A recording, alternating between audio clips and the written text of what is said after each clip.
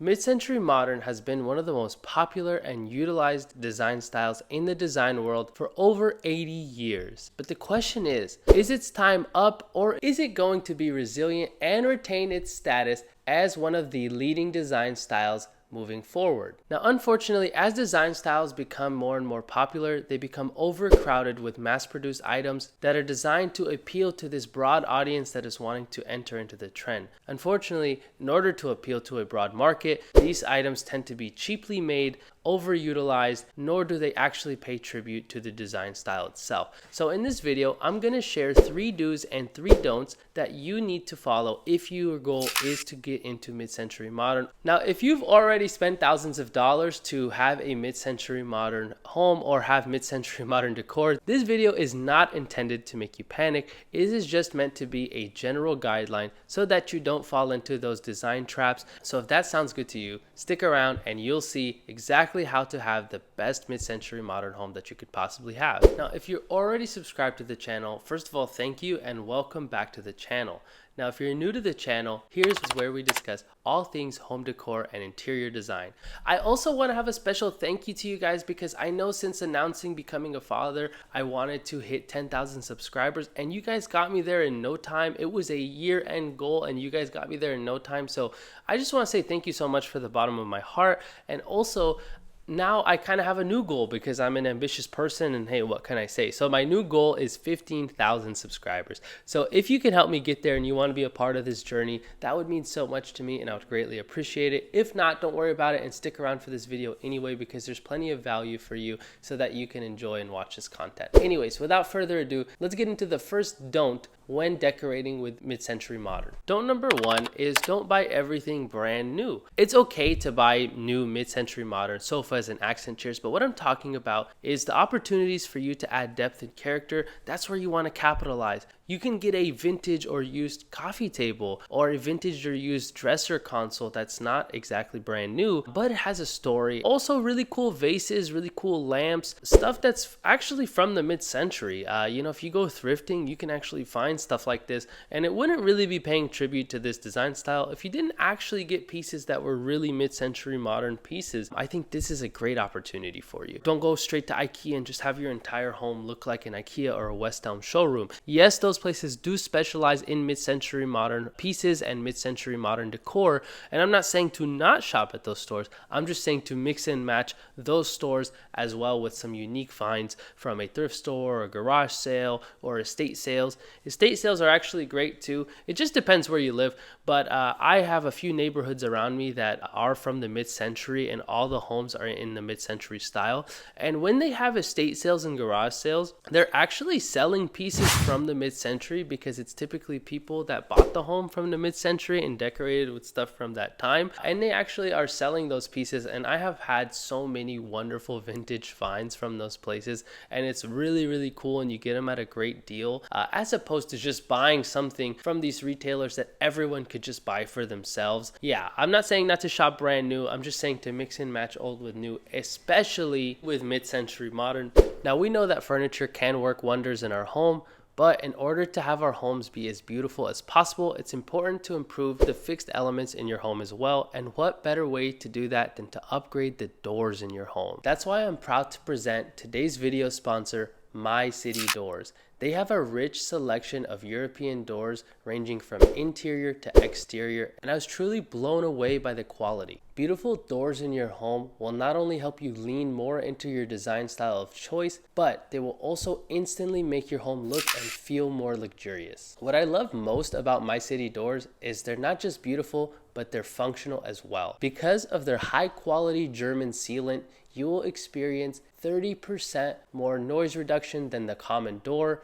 And because you're actually preserving the temperatures in your home, you'll also see a generous drop on your utility bill as well. And unlike other common doors on the market, My City Doors actually provides you with the jambs and the handles, along with a set of clear and detailed instructions on how to assemble these doors as well. I honestly was amazed at how exceptionally well their European doors are constructed, using high-end solid woods and quality metals, all at such a reasonable price. Now, even though the prices were already shockingly reasonable, they were generous enough to provide you with a discount code for an additional 10%. Just enter code SHOUK10 at checkout. The discount code will also be in the description, as well as a direct link to My City Doors' website so that you can place your next order. Now on to the do. The do is to actually highlight the mid-century modern-esque silhouettes, pieces with those nice beautiful wooden trim legs, or accent chairs with chrome or metal framing, or swivel chairs are also really popular in this. Don't be afraid to go and dig deep into those silhouettes that are so beautiful and iconic with mid-century modern. One chrome chair that I really enjoy is the Desmond chair from West Elm. I think this is extremely beautiful, and they offer it in a variety of fabrics. But they also have this performance velvet fabric on top of this, really nice chrome base, which I think is really stunning and beautiful, and really just changes and shifts the dimensions of your home.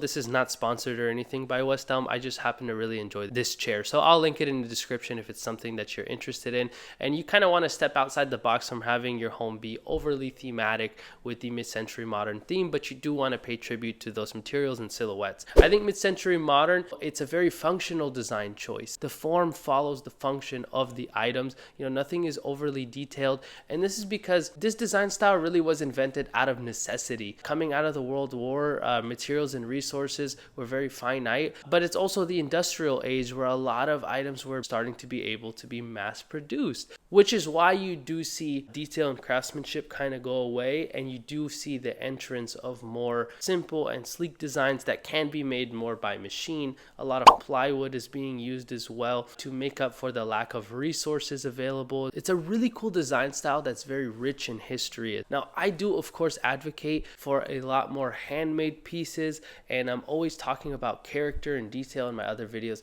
but I do just love the simplicity and the uniqueness of mid-century modern style. I think it's absolutely beautiful. My favorite movie actually is The Incredibles, because it's a retro-futuristic movie that's based out of the mid-century, and I actually just love it so much because I love the vibe that it gives. I actually would love to make a video on how to decorate your home like The Incredibles. I just don't think it would actually get enough views or there'd be enough interest in it, but that's why I love that movie so much, is because all of the furniture, if you look at The Incredibles home, all of the furniture is mid-century pieces, and they actually have some really great design inspiration as well. So if you're interested in mid-century modern, I highly recommend to watch those movies just to kind of see the overall vibe that they're going for in those homes, and it's really cool. I think mid-century modern, at least with me, it's one of those design styles that once you kind of really get into it, you end up falling in love with it, and the vibe, the atmosphere is just so cool. It's just so sick, the stuff you can create with that. Anyways, I went off on this tangent.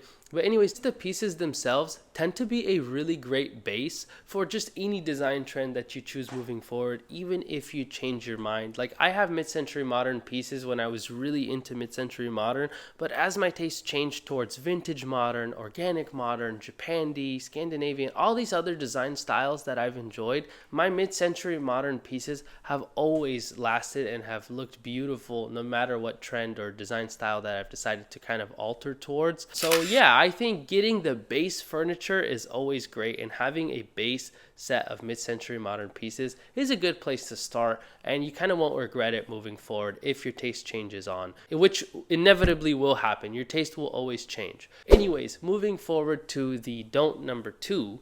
Now, don't number 2 is going to sound ironic because I just told you to deep dive into the silhouettes of mid-century modern. However, don't go too far to the other end where you are just treating this design style like a theme. You do want to mix and match the legginess of your furniture. You don't want to have everything have trim legs. Like I said, having a chrome accent chair that is more square shaped by the legs, or maybe having a sofa that is actually more onto the ground, and then you can have a console that has that legginess. You just don't want to have too much of it, because then it'll become a theme, right? This is where even having endless money doesn't really buy you style. Like even having a Eames chair in your home and a Noguchi table and all that, although all those individual pieces are great by themselves, having them all together will make your home feel more like a theme rather than you paying tribute to the actual design style and the artists themselves. A lot of you also ask me about dupes and you're kind of wondering how I feel about it. I've mentioned it in other videos, but if you want me to mention it again, I don't really have a yes or a no against dupes.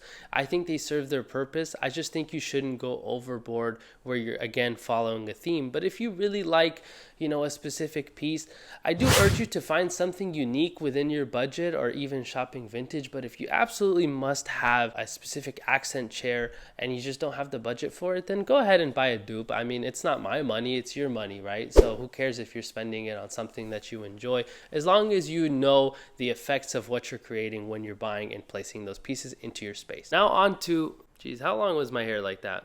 Okay. Now on to the next do, which is do add pops of color.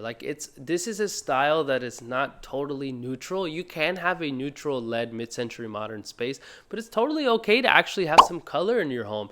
And really, mid-century modern is a great base for any color scheme that you like, whether you like burgundy, whether you like blue, green, yellow, who cares?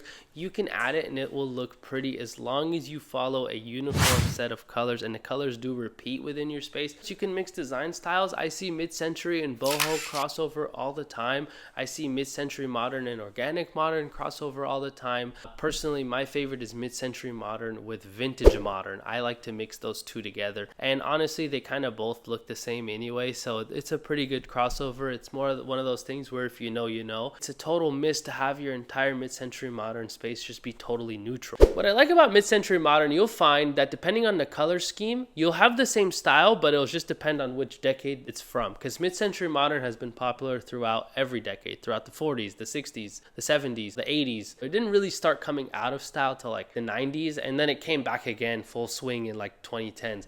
But you'll find like if everything is totally gray, it was from the 2010s. If you see a lot of like earth tones and like, you see a lot of chartreuses and groovy colors like oranges and stuff like that, you'll find that was most likely from the 70s. Anyways, do some research before you start buying stuff to see really what you're going for. The next don't buy matching sets. I think a lot of times when you start searching mid-century modern, you'll get taken immediately to like some stores that you shouldn't even be shopping at. Like you might be taken to like Ashley's Furniture or Living Spaces or whatever the case is, and none of these places are really overly bad themselves, but the problem with these places is you'll find that you like one thing and then they'll convince you to buy an entire matching set based on this one particular item that you like. And the consumer in you thinks that you need to do it for a couple of reasons, because it's convenient. Number one, I don't have to shop anywhere else because I can get everything in one spot. And number two, because you know that it'll all match. So you're like, hey, this has got to be in style, right? If everything matches, then it's kind of like mistake free, right? Like I'm not going to be making a mistake by matching everything.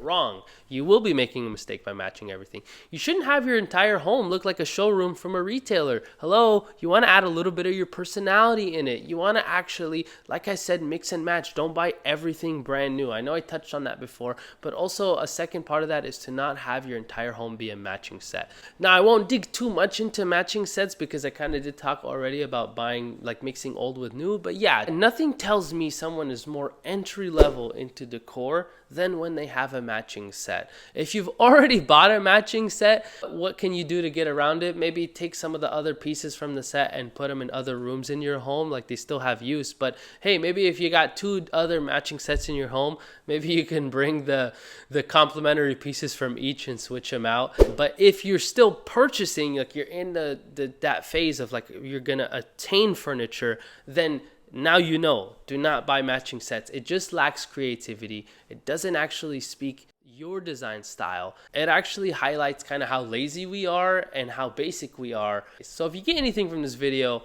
do not buy a matching set. Without further ado, let's get into the final do. Now the final do is do layer lighting into your space. Don't just rely on the big lights in the room. I think that's like a common little inside joke with interior design is like, don't use the big lights. But yeah, it's kind of like true. Like don't just rely on the big lights in your home. Have beautiful lamps and different lighting elements in your home, and especially keep them warm as well. I don't know how many times I've touched on not having cool toned lighting. It's just an absolute abomination. Having a layered lighting all in the same tone, but a layered lighting approach is very beautiful, or at least dimmable lights. But yeah, if your lights are not dimmable in your space, maybe you want to have an overhead lamp with a little lamp on the end table with some candles. So that brings us to the end of the video. If you've watched this far in the video, first of all, thank you so much, because it means so much to me that you have watched this much in the video. And if you have, let me know by commenting the word style. If you comment the word style, then I'll know that you watched this far in the video, and you'll be getting a special thank you from me. So thank you so much, and I hope you have a great day.